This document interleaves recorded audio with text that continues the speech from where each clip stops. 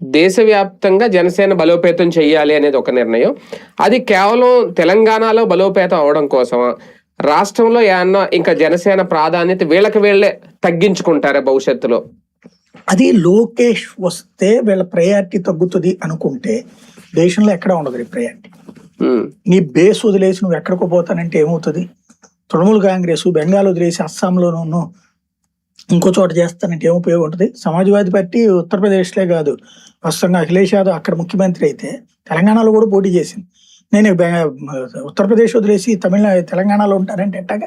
ఈయనే చెప్తారు ఆంధ్రప్రదేశ్లో సీఎం అవడం అంత కష్టం, మనం గెలవలేం, మనం సింగిల్ గా నిలబడితే అధికారంలోకి రాలేము, ఈయనే చెప్పి కూటమి కట్టారు. అలాంటిది దేశంలో నెగ్గుకు రావడం, దేశంలో ఒక బలమైన పార్టీగా జనసేనని ఎమర్జ్ చేయడం అనేది అంత ఈజీ పని అంటే నాకు ఆయన ఓవరాల్ సర్కమ్స్టెన్స్ లో కనబడుతుంది ఒకటే, మనం లైమ్ లైట్ లో ఉంటే ఏదో రోజున ఎక్కుతాంలే అనేటటువంటి ఫీలింగ్ లో కనబడుతున్నారు.